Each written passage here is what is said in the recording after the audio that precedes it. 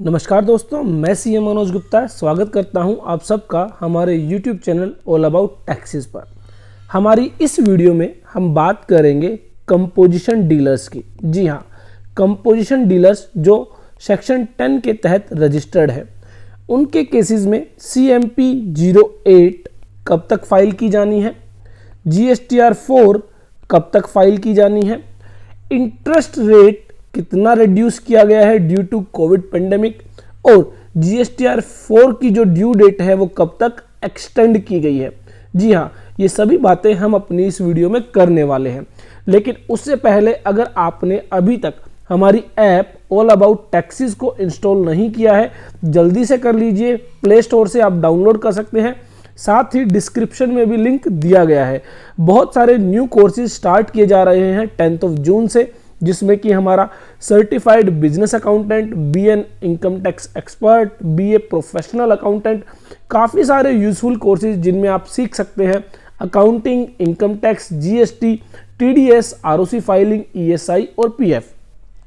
तो चलिए अब हम बात करते हैं हमारी इस वीडियो की, जिसमें हम बात करेंगे कंपोजिशन स्कीम के तहत बेसिकली सेक्शन 10 में जो भी व्यक्ति रजिस्टर्ड है उन लोगों को CMP 08 फाइल करनी होती है क्वार्टरली बेसिस पर, जिसमें वो अपनी GST टैक्स पेमेंट करते हैं। जी हाँ, तो ऐसे में अगर हम बात करें जनवरी 21 टू मार्च 21 के लिए जो CMP 08 फाइल की जानी है, वो फाइल की जानी थी 18 अप्रैल तक। जी हाँ, 18 अप्रैल 2021 तक आपको जो है CMP 08 फाइल करनी थी for the period January 21 to March 21।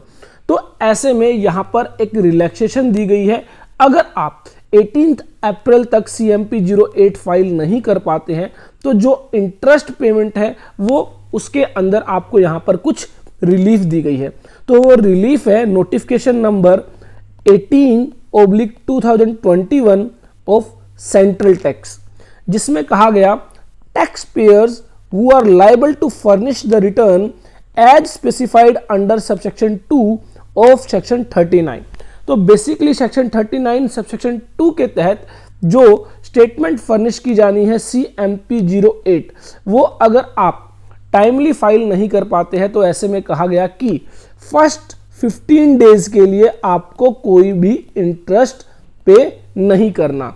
तो दैट मीन्स CMP 08 के लिए आपकी जो ड्यू डेट थी 18 अप्रैल, तो 18 अप्रैल के बाद 15 दिनों तक अगर आप CMP 08 फाइल कर देते हैं तो आपको इंटरेस्ट पे नहीं करना होगा।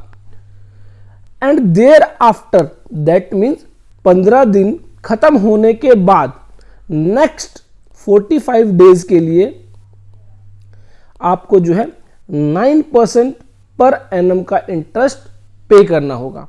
तो पर एनम यह इंटरेस्ट है, आपको डे वाइज कैलकुलेशन करनी होगी और अकॉर्डिंगली इंटरेस्ट पे करना होगा।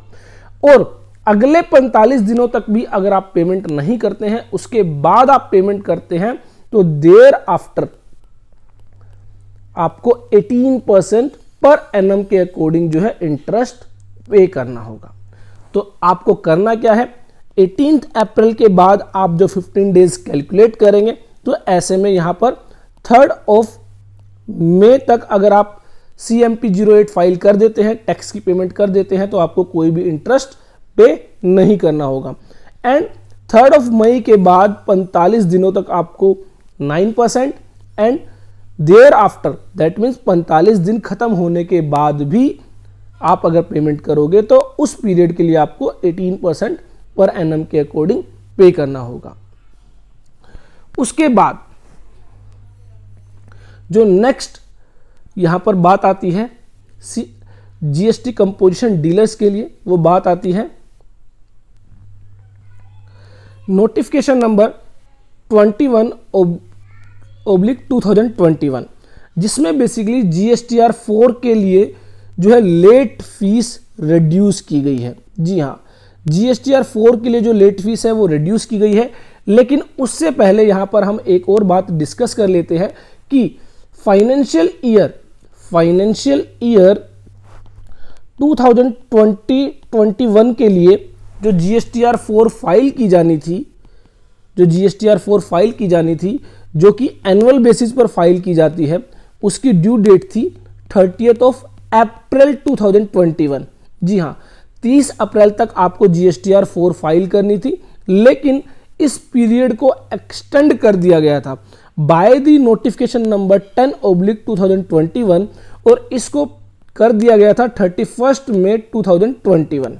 लेकिन इस पीरियड को फिर से एक बार एक्सटेंड कर दिया गया है बाय नोटिफिकेशन नंबर 25/2021, जिसमें अब यह डेट कर दी गई है 31 जुलाई 2021। तो दैट मीन्स फाइनेंशियल ईयर 2021 के लिए अब आप GSTR 4 फाइल कर सकते हैं 31 जुलाई 2021 तक। जी हाँ, तो अब आपको GSTR 4 जो फाइल करनी है वो 31 जुलाई 2021 तक करनी है for the financial year 2021। GSTR 4 जो है वो एनुअल बेसिस पर फाइल की जाती है, ये आपको ध्यान रखना है। उसके बाद मान लीजिए आप 31 जुलाई तक अगर फाइल नहीं कर पाते हैं, तो ऐसे में यहाँ पर जो है लेट फीस रिड्यूस कर दी गई है।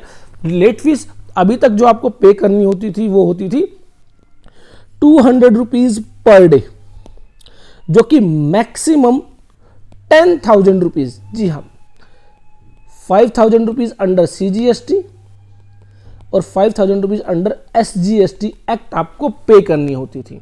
लेकिन अब यह लेट फीस भी फर्दर रिड्यूस कर दी गई है। GSTR 4 अगर आप फाइल करते हैं और ऐसे में अगर यह जो रिटर्न है नील रिटर्न है, जिसके अंदर आपकी कोई भी टैक्स लायबिलिटी नहीं है, कोई भी सेंट्रल टैक्स पेबल नहीं है, तो ऐसे में आपको जो है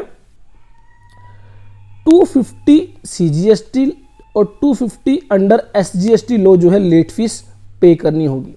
ये आपकी मैक्सिमम लेट फीस होगी, दैट मीन्स 500 रुपीज़।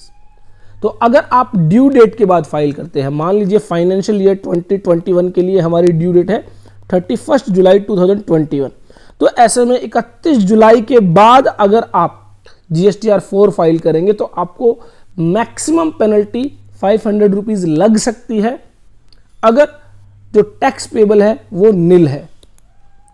और अगर मान लीजिए आपका कोई भी टैक्स पेबल है, तो ऐसे में यह जो लेट फीस है 1,000 rupees under CGST plus 1,000 rupees under SGST, तो 2,000 रुपीज़ आपकी जो लेट फीस है वो आपको मैक्सिमम लग सकती है।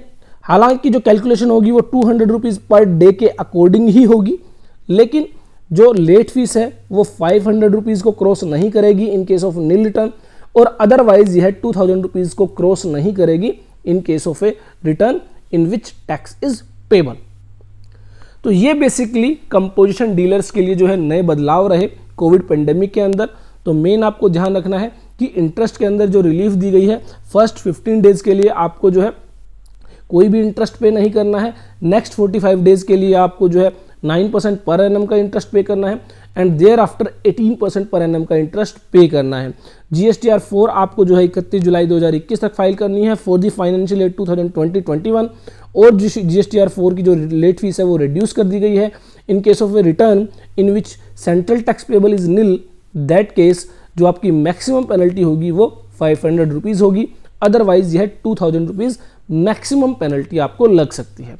तो आई होप हमारी यह वीडियो आपके लिए यूजफुल होगी। देखते रहिए, लाइक करते रहिए, शेयर करते रहिए हमारे YouTube channel all about taxes को।